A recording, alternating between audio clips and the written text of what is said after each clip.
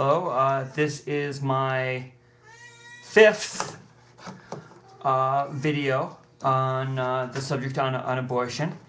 And I'm going to start with talking about feminists and quotes of feminists about abortion. I'm going to start with a quote from Naomi Wolf, in Our Bodies, Our Souls, The New Republic, October 15th, 1985, who is an advocate of legal abortion. So what will it be? Wanted fetuses or charming, complex, all-young dreaming little beings whose profile on a sonogram looks just like daddy, but unwanted ones are mere uterine material? How can we change that it is vile and repulsive for pro-lifers to brandish vile and repulsive images if the images are real? To insist that the truth is in poor taste is a very height of hypocrisy.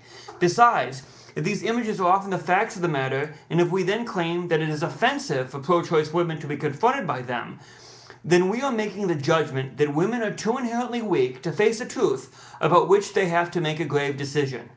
This view of women is unworthy of feminism. Free women must be strong women, too, and strong women, presumably, do not seek to cloak their most important decisions in euphemism.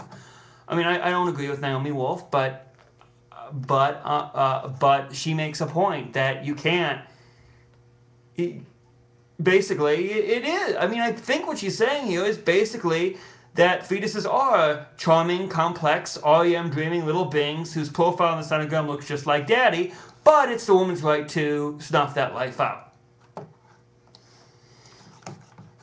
This is another one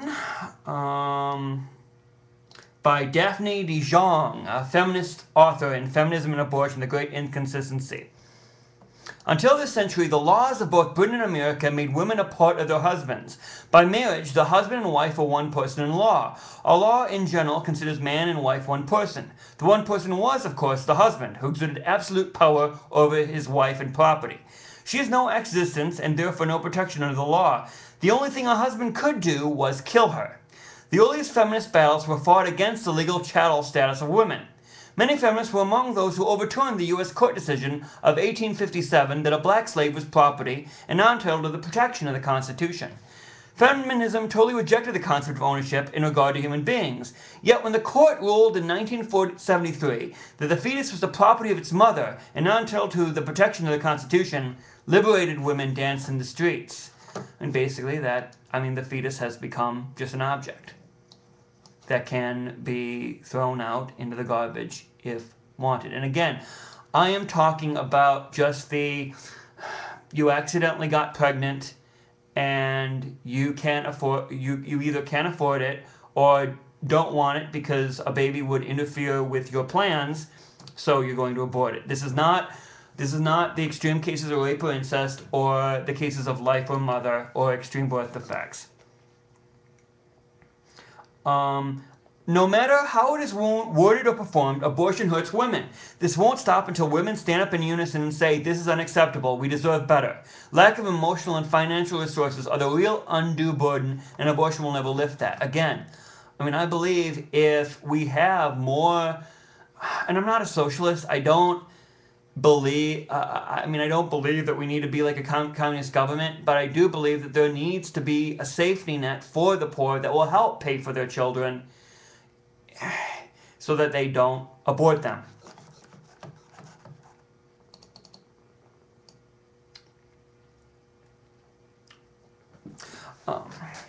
To earlier feminists who had fought for the vote and for fair treatment in the workplace, it seemed obvious that the ready availability of abortion would facilitate the sexual exploitation of women.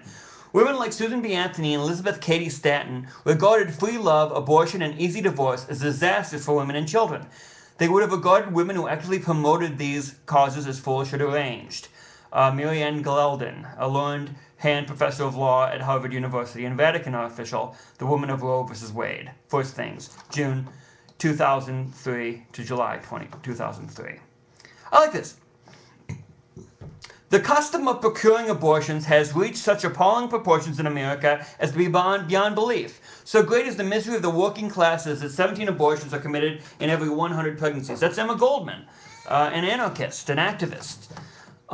Very, very liberal, almost bordering on a socialist who knew abortion was wrong. So abortion should not just be a left-wing, right-wing thing.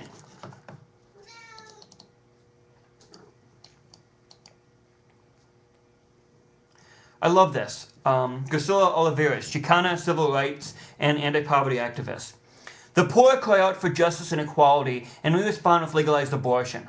I believe that in a society that permits the life of even one individual to be dependent on whether that life is wanted or not, all its citizens stand in danger. We do not have equal opportunities. Abortion is a cruel way out.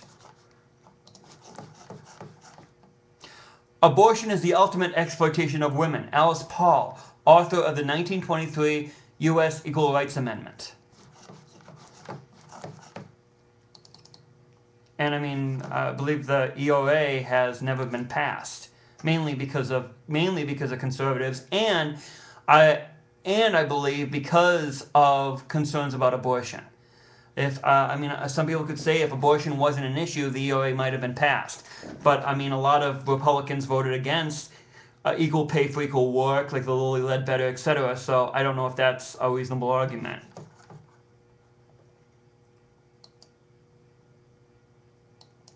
When we consider that women are treated as property, it is degrading to women that we should treat our children as property, to be disposed of as we see fit. Elizabeth Cady Stanton, women's suffrage movement leader.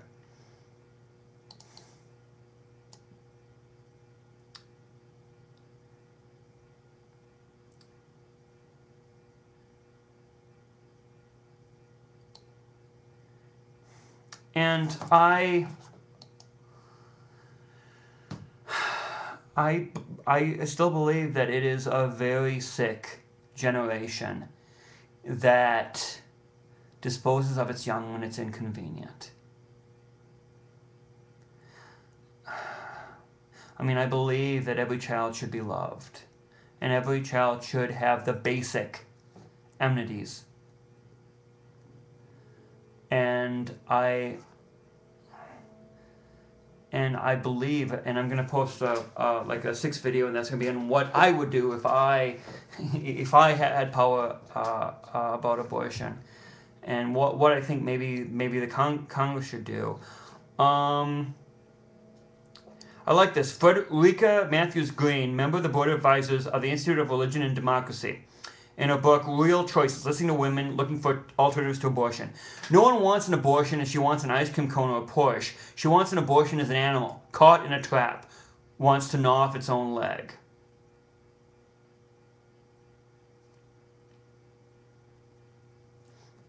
Another one. A 1996 poll found these most likely to agree that abortion is the same thing as murdering a child, a stunning 56%, are between the ages of 18 and 29. No wonder young people oppose abortion. Anyone under the age of 27 could have been killed this way. A third of their generation was. A third.